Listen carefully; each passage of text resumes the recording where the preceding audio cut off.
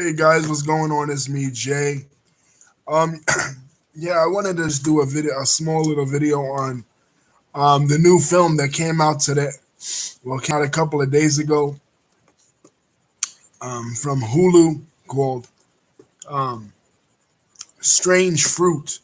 Excuse me, the United States versus Billie Holiday. It's about um, the government's struggle to not have her release the song Strange Fruit. The song Strange Fruit is a famous song that came out in the 1940s about lynchings. Now, Billie Holiday was forefront in talking about this. In those days, in jazz music, they didn't really talk about, important topics in jazz music. It was mostly frivolous topics. But she came out here and she released this song, and it was a it was a cry for it was a cry against lynchings and a cry for racial justice. And what I loved about this film is it showed how much they wanted to cover it up. They even had Billie Holiday getting locked up in the film and going to jail for a year um, because these certain senators, these Democratic senators, wanted to get her on drug charges. We all know that Billie Holiday struggled with um, drugs. The movie that came out in the 70s starring Diana Ross, Lady Sings the Blues, is about that. The life of Billie Holiday. It was produced by Barry Gordy. This one was produced by Lee Daniels. But this one, like Lee Daniels said, this one is not a biopic. This is about this specific incident. And it seems like that when a person comes out with a song that goes against the government's narrative, um, you know, they don't like it and they do whatever they can to stop it. And that's exactly what they did here. It's like it's like they stop at nothing to go and to eliminate Billie Holiday. You know, stop her from. They even show up at her shows and everything. It's crazy, but she she released um, she released the song, and because the song, just like with Uncle Tom's Cabin and Slavery, because the song has such critical acclaim, people start to say, "Dang, it really is um, really bad in the South." The discrimination against African Americans and the fight that the original NAACP and Ida B. Wells um, was making to end um, to end and lynching, anti-lynching. There is a scene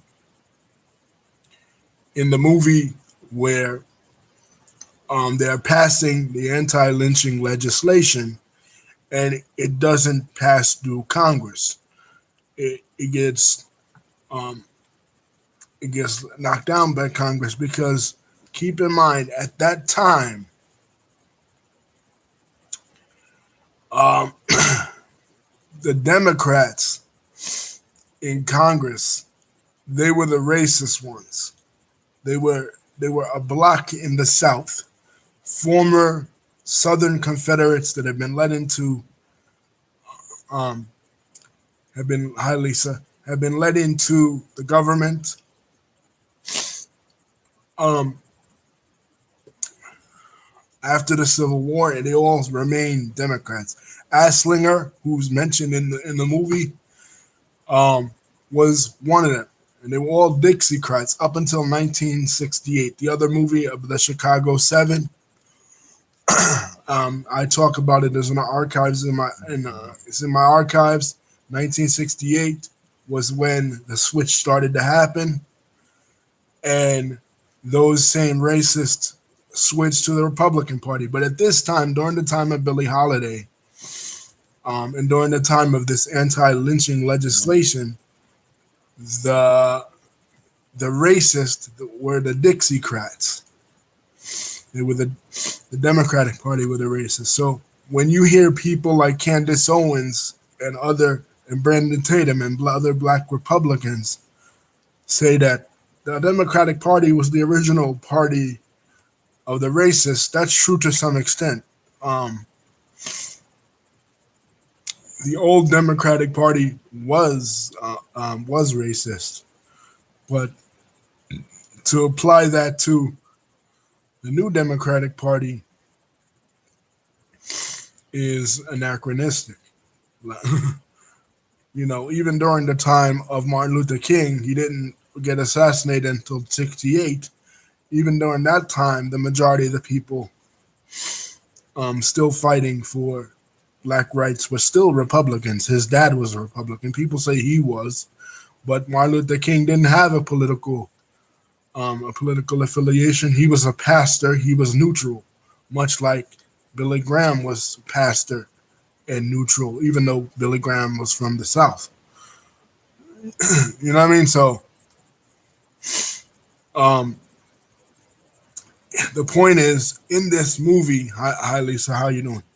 In this movie, they try to pass anti-lynching legislation, and it doesn't go through.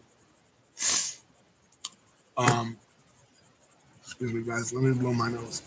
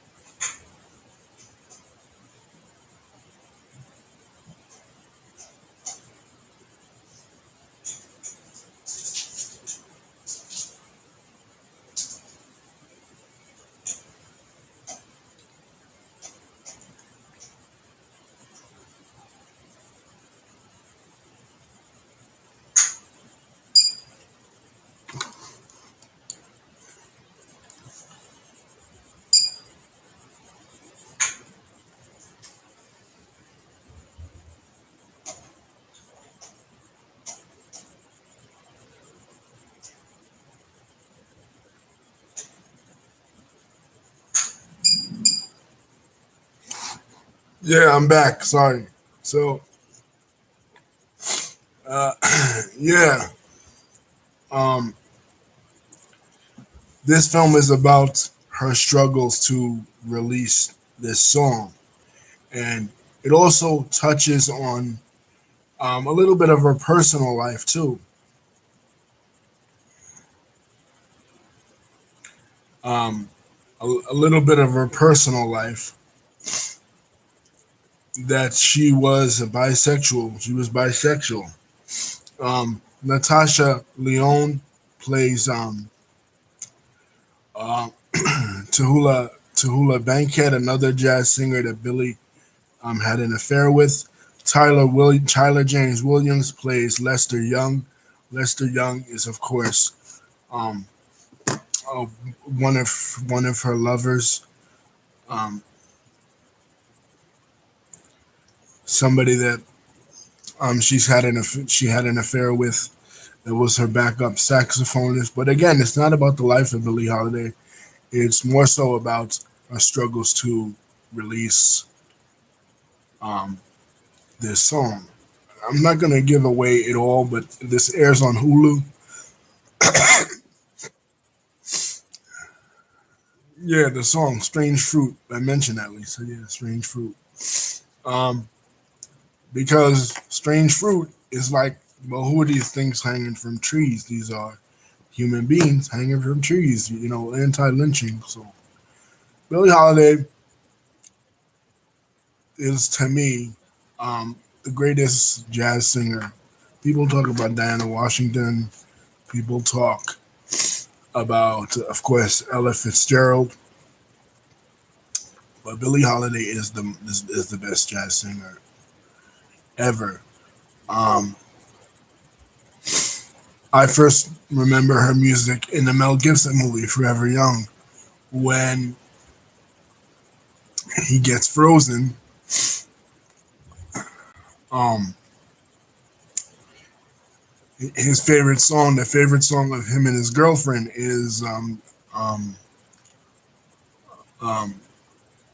"When I Think of You" by Billie Holiday, and that's when I first heard Billie Holiday's voice. And then I saw the Diana Ross movie, and her story is really tragic.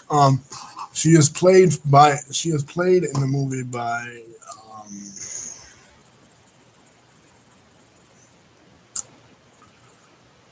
by Andra Day, no relation. Yeah, Lisa Andra Day, and yeah, I recommend this film to check it out as a period piece.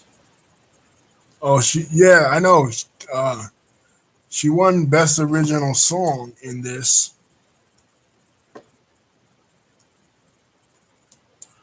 for Tigris and Tweed.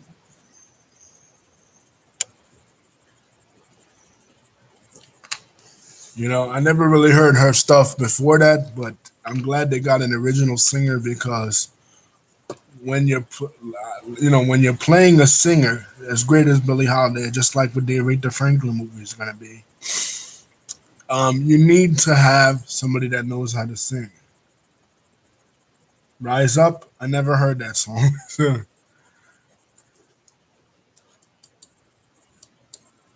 um, Tavante Rose is also in this film. We know Tavante from not only Westworld, but from uh, Bird Box, the movie with Sandra Bullock, and also Moonlight. He's a favorite. He's one of my favorite new actors that's out there.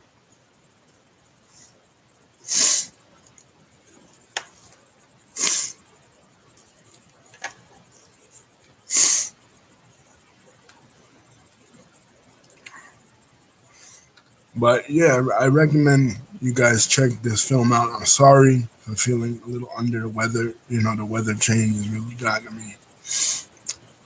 Um, you know, lately with allergies and stuff. Do I think the movie depicts her life well? Um, yeah, it depicts certain elements of her life really well, Lisa. Unfortunately, she's one of those people. She was like a pre Whitney. She was like the Whitney of her generation. She struggled a lot with heroin abuse. And one of the things that this film really shows is that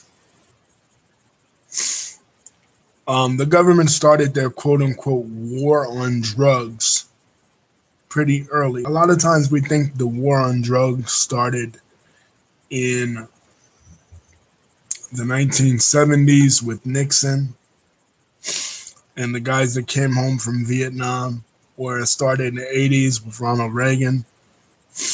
But no, this film actually depicts that the war on drugs from the right wing started as a way to target African Americans who were especially in the jazz community who were heavily into heroin. We know famously not only Billie Holiday but Charlie Parker, the Bird, was a heroin addict, and many who were in that jazz scene um, were heroin addicts and became addicted to heroin. You know, um, both white jazz musicians, and especially black jazz musicians, but being the laws as they are in this country that unfairly target African Americans, the laws were skewed to lock up more of the black jazz musicians than the white ones. You know what I mean? So um, that was an unfortunate reality of of the jazz scene in the 1940s. People that were coming out of the Milton Playhouse scene, people that were coming out of um, Birdland.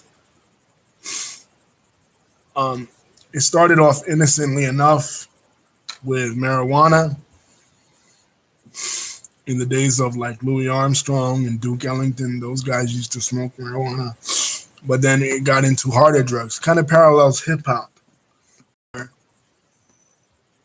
In hip hop, in the beginning, they were against drugs. They didn't talk about no drugs. You had Chuck D talking about Night of the Living Bassheads, talking about the crack epidemic, and then from there, like you went into Dr. Dre when they were just talking about the weed throughout the 80s and 90s. It was just the weed, and now it's deeper into you know, lean and other opiates like and other benzodiazepine drugs type stuff. So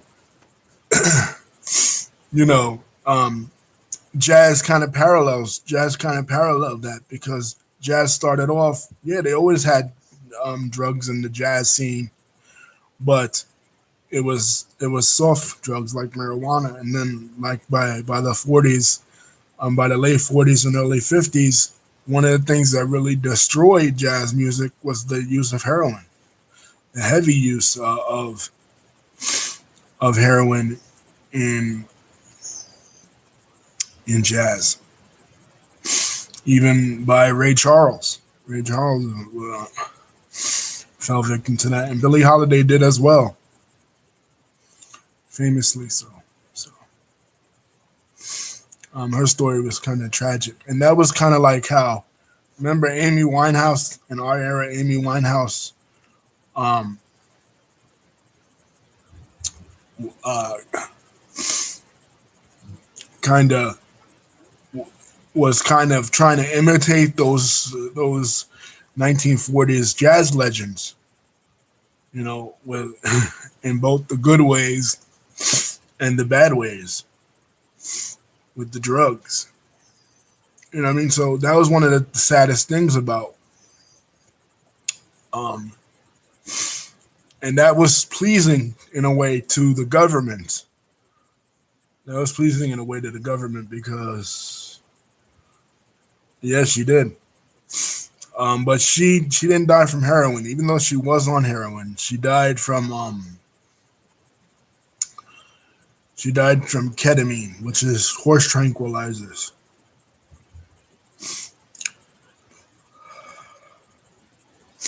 But it was one of the things though pleasing to the right wing of the government because you notice how when the opiate epidemic hit the white community, they say it's a problem and they need help. But when it hit the black community in the 40s and and again in the 70s, both after wars, might I add, because during the 40s, of course, was World War II, and they were getting the drugs um, from the Balkans via Malta. And then in the 70s, they were getting them from Vietnam, and now they're getting them from Afghanistan. So the, I always say, wherever it is we're fighting, that's going to be the predominant drug that is going to be um, in the street. You know what I mean? So, say we're fighting in Latin America, then the predominant drug is going to be cocaine, just like it was in the 80s. But if we're fighting somewhere in Europe, in Asia, then the predominant drug is going to be heroin. And they use this kind of war on drugs, this kind of law and order thing that didn't start with Nixon, that was always a thing. Remember, that's why they criminalized alcohol in the beginning. Not really in the beginning. In the beginning, it started with the temperance movement that was to protect women from domestic abuse because husbands would go home to their wives after they got drunk and beat them. But they did it. They also did it. Protestant reformers did it to target certain ethnic minorities because they knew that wine and alcohol was a part of certain ethnic minorities is um, religious celebrations, namely Catholics and Jews. And that's why they outlawed cocaine to target African Americans too in the South. Because they said, well, originally they gave them the cocaine because they were the dock workers and they wanted them to work long hours. So they originally gave them the cocaine, and then when they wanted to invent laws to criminalize them even more, like in Michelle Alexander's book, The New Jim Crow, they invent new laws to criminalize them. The decriminalization laws with regard to marijuana only affect those in the white community. Those in the black community that had marijuana charges back from the 80s, the 70s, 60s, 70s, 80s, and 90s, those charges still stand. And some of them were done by Kamala Harris, as I spoke about in my other video.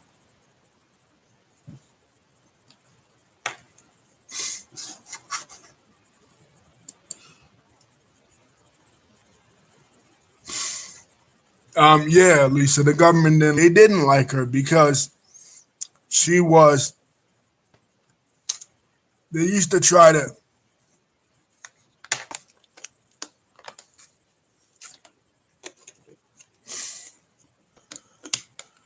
They used to try to pretend like lynchings weren't happening, or like they were happening to white people in equal numbers, just like they pretend now. See, the tactics never changed, just just the rhetoric. White people, and particularly white conservatives, will always try to say that they always try to gaslight you. They always try to say that you're making shit up. We not whether it be now when you talk about police brutality, or back then when you were talking about lynchings, they would say, "Well, it happens to white people in equal numbers. It's not only, it doesn't only specifically target blacks." Yeah, but it targets black people disproportionately. That's the point. And not only that, um,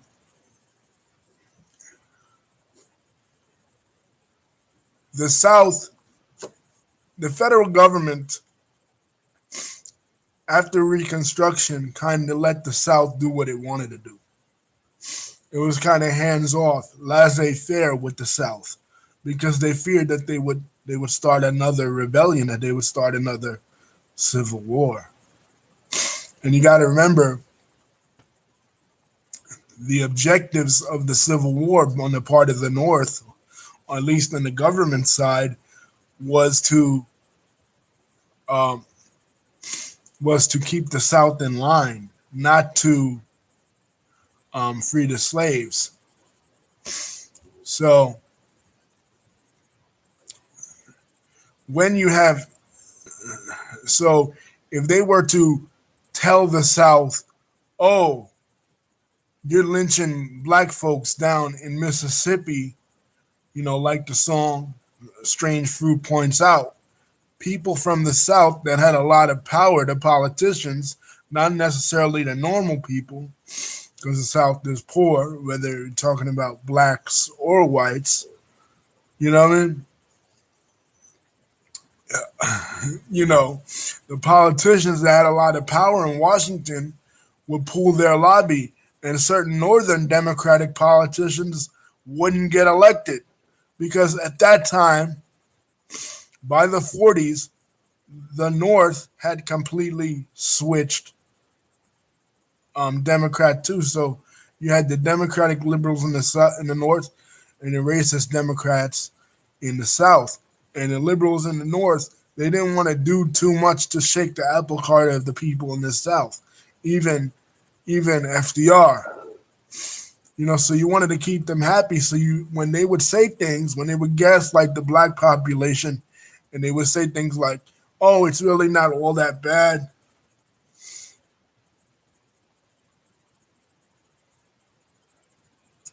It's really not all." Did they tell how she died? Um, um, yeah, they do. Um, Lisa, and it really was a really messed up way. But when they would tell, when they would tell them, when they would do like Billie Holiday's song "Strange Fruit," uh, did it would upset people politically, just like now. Artists come out with a song about police brutality, it will upset. It was really messed up, Lisa, because she was murdered. She was murdered. But of course, because again, she spoke up against the powers that be. When you speak up against the powers that be, Lisa, it doesn't end well.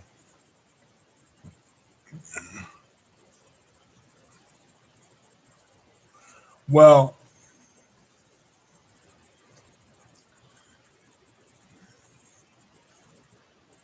you got to remember, in the movie, it hints at the fact that she was murdered.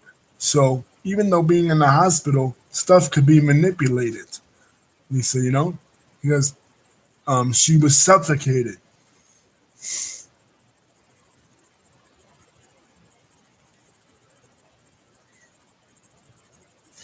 That's what I read.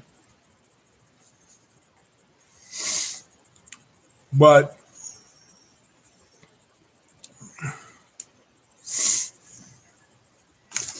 hold on, let me double check the sources now.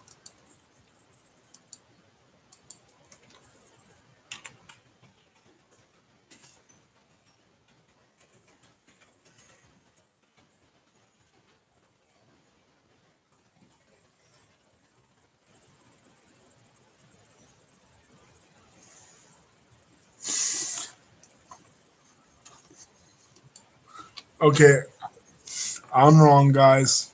She had liver disease, so Lisa, just message me now. I'm sorry, but maybe who knows? Maybe there was foul play. I never trust the government, guys. You know what I mean? There's always foul play. Like people even say like the official narrative of how Tupac died.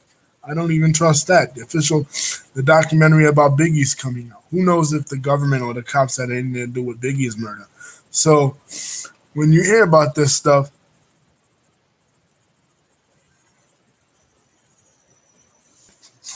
I'll read the whole thing.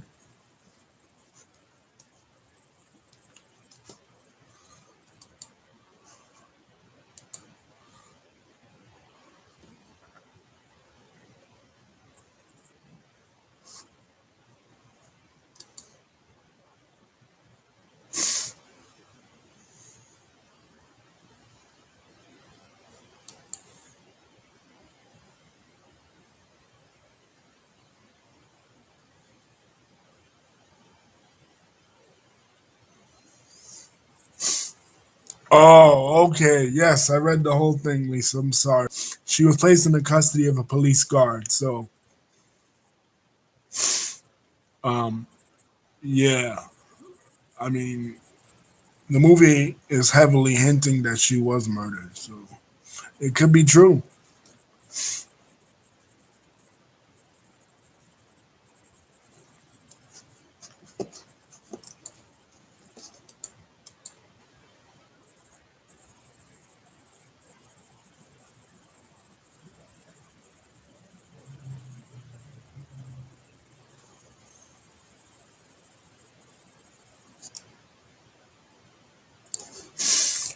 Yeah, she was played. Yep, yep.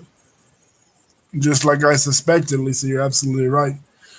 So that I didn't know until this movie. You know, which was shocking to me. I always thought she died, from drugs. But obviously, the movie heavily hints that it was foul play involved. So that's something the Motown movie covered. So, do I believe it? Yeah, because several prominent African Americans that speak up, people that speak up, are generally, murdered. Martin Luther King, Malcolm X, Gandhi, people like this, they're murdered all the time because they spoke up against the status quo. That's nothing new. But it's sad. But anyway, guys, watch this movie. I recommend it. Don't forget to like and subscribe. Sorry about being sick and being under the weather. I wanted to do.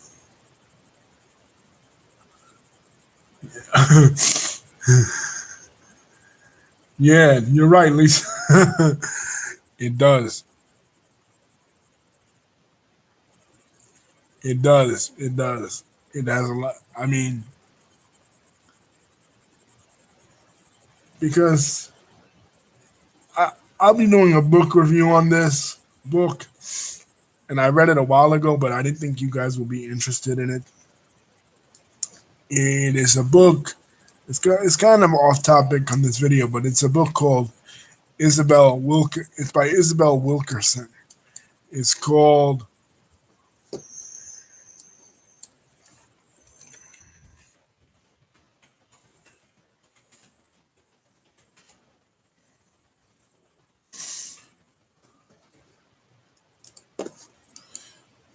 uh, it's called Caste: The Origins of Our Discontent, and it was recommended by Oprah's book club, and it's basically about how discrimination against African Americans, but how it compares to discrimination against Jews in Germany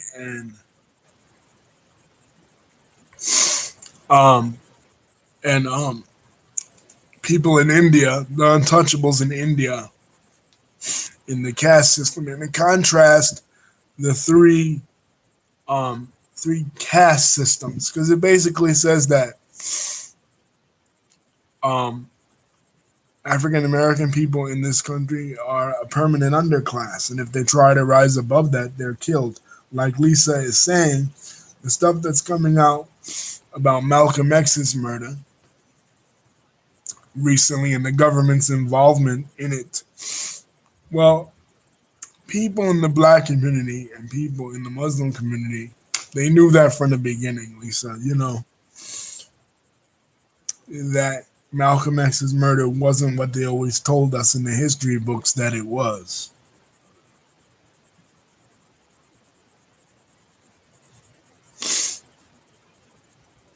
That it was the government was involved.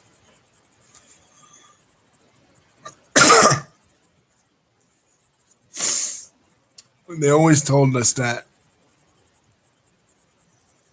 you know, we knew that from day one that it wasn't completely the Nation of Islam. It was partly the Nation of Islam because he said things against Elijah Muhammad. You know what I mean? But it wasn't entirely the Nation of Islam. I believe the Nation of Islam had very little to do with it, other other than inciting, you know, with words, stuff that Louis Farrakhan already said. Louis Farrakhan already said um, he already took responsibility and culpability for inciting the Muslim people, you know, the Muslims in the Nation of Islam against Malcolm. But he didn't take responsibility for the murder of Malcolm. Because you got to remember, J. Edgar Hoover followed both Martin Luther King and Malcolm X around and investigated them because and Fred Hampton. It was the COINTELPRO program. They infiltrated all minority organizations, even the Latino ones like the Young Lords, because they feared unity and they feared the rise of the Black Messiah. Even going back before that, when the FBI first started, those were the guys they were investigating, the Marcus Garveys, and later the Elijah Muhammads and the Malcolm X and the Martin Luther Kings and the Stokely Carmichaels and the Fred Hamptons, the people that were fighting for black rights and black equality. And one of the things they would do is they would infiltrate these organizations and get people to turn against each other. You know what I mean? And they knew that Elijah Muhammad and Malcolm X had some sort of beef because of Elijah Muhammad's infidelities, you know, with the young secretaries. Malcolm felt that that was not becoming of the messenger of Allah, you know,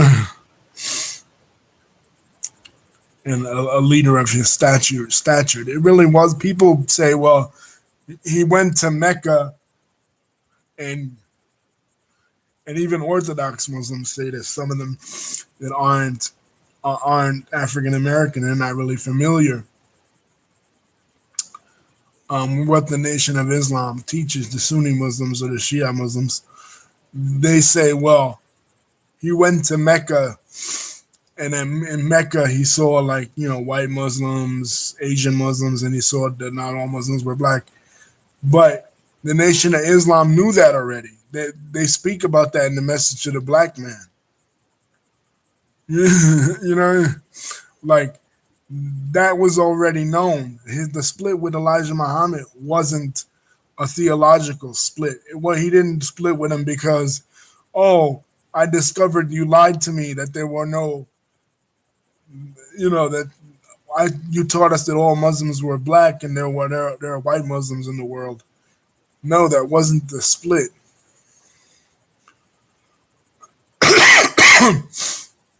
The split was because of the affairs.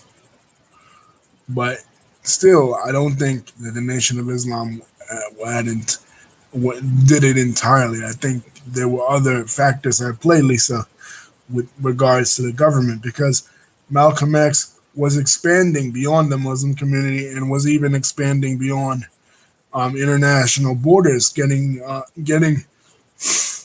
connections with people in Africa like Abdul Nasser in Egypt and Kwame Nkrumah, other Pan-Africanists in other countries, and America was scared of that. But anyway, guys, peace. Don't forget to like and subscribe. Love you guys, and watch this movie.